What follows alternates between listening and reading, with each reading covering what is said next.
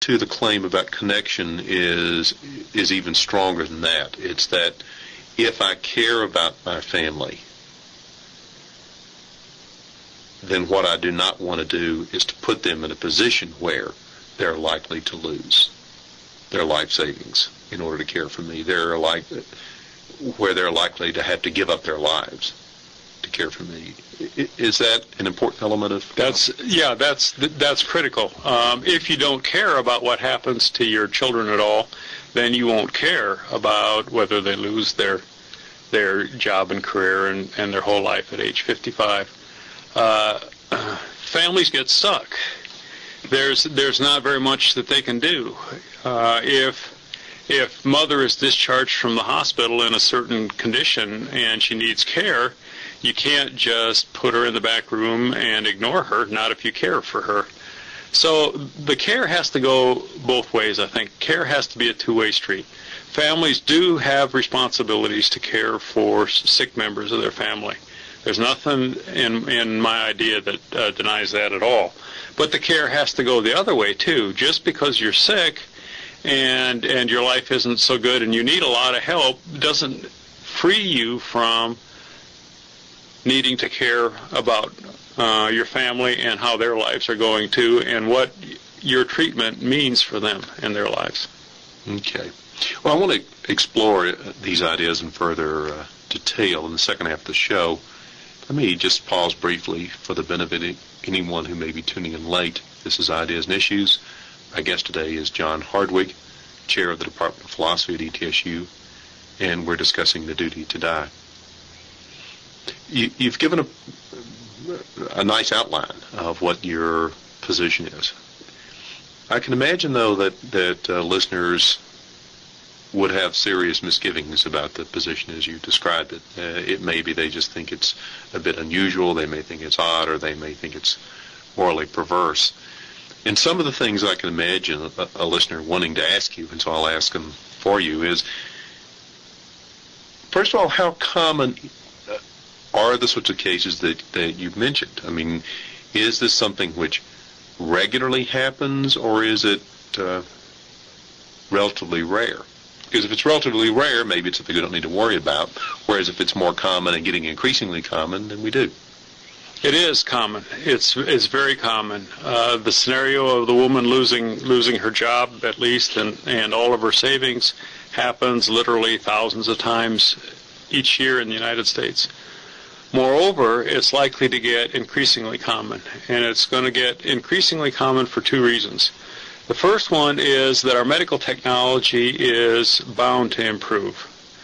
It's almost sure to improve, and by improve, we draw the same two-edged sword that I was talking about. Suppose we could treat Alzheimer's victims much better than we can now, and we could prolong the life, slow down the progress of Alzheimer's to the point where people live 20 or 25 years between the time when they were diagnosed with Alzheimer's and the time they died. That would be great. Everybody would be in favor of that. But suppose what that meant is for the last 15 or 20 years of that, you didn't recognize your spouse, you were incapable of giving love, and so on. Then for the Alzheimer's victim, it might be a very good thing, but for the families of Alzheimer's victims, that would be horrible. The burdens of round-the-clock, 7-day-a-week care would go on for decades instead of only for 5 or 8 years. That's the first reason. The technology is going to continue to progress. The second reason is we're really running into a cost barrier. The new and better treatments are rarely cheaper than the old treatments. They're better, but they're more expensive. And we're simply running into the limits of our ability to provide the care through institutional means that everybody wants and needs.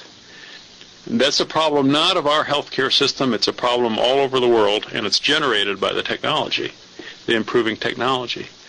But when healthcare systems are under siege because they don't have enough money to do everything they would like to do, there is a tremendous temptation on the part of healthcare systems to externalize the costs. And what that means is if the healthcare system can shift the burdens of care onto families, then that's care the system doesn't have to provide, and that saves money to give the care to other patients. And in a way, that's a good thing because there are other patients that need the care. But as we discharge patients from hospitals quicker and sicker, as the phrase goes, more and more burdens of care get shifted onto families. And that's a second feature that's going to make duty to die more and more common as we progress. Okay. I can imagine, though, someone saying, now, wait a moment, Professor Hardwig.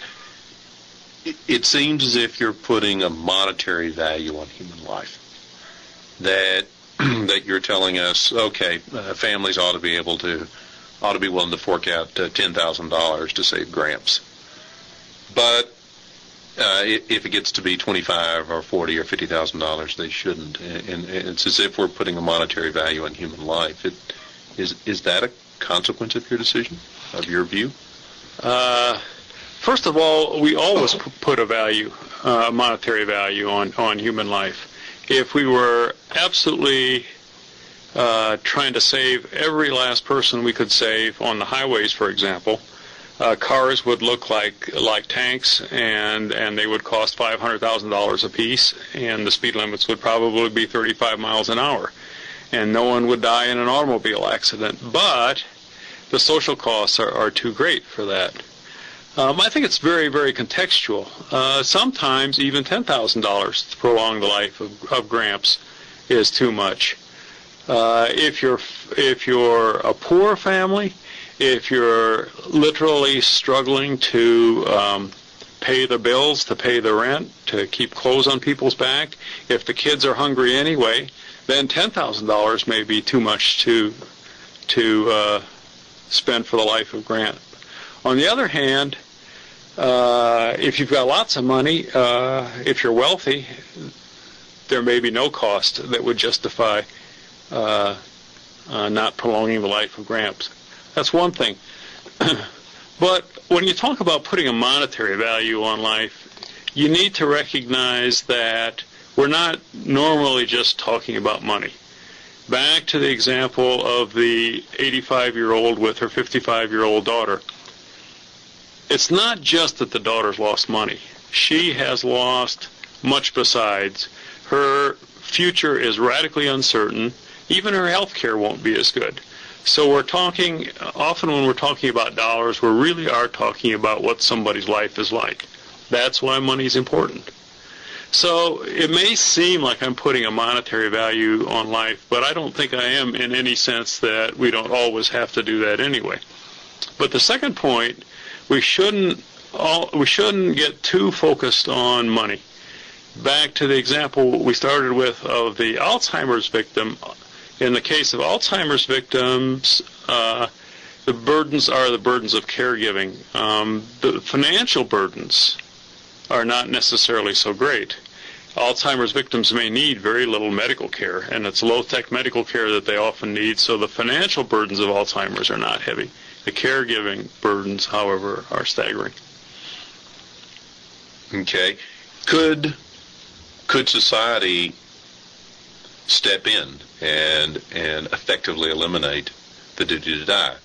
For example, you said that for some people perhaps $10,000 is too much to pay to keep Gramps alive, and you said that providing caregiving for the husband who has Alzheimer may be too draining on the wife. But of course we could, at least it seems as if we might be able to get around those problems by simply saying that society will pay the $10,000 for the caregiving, and society will pay to have, if not a full-time caregiver for the person with Alzheimer's, at least to pay some money for a relief caregiver. Now, would that be an option? And if so, would that eliminate what you take the duty to die to be? For right now, that is an option. That is something our society could afford to do. What we could decide to do is that we Americans will pay for all the care, both medical care and other kinds of care, that anyone needs, any American needs who is unable to care for himself or herself. Now, we could do that right now, and that would virtually eliminate a duty to die. You might still have duties to your loved ones. You might still have duties to go into a care center, though you would rather be cared for at home, because it's too hard on your family to care for you at home, and you don't like the care center as well, but that's still what you ought to do. But it wouldn't be a duty to die at that point. But we could do that. It would be analogous to the duty to die. It would be a duty to choose something you'd prefer not to choose because it would be to the benefit of your family. That's right. That's right. Okay, I'm sorry. Yeah. That would work for the short run. I don't know whether it'll work for the long run. Right now, it's possible to spend $250,000 on an increasing array of deaths.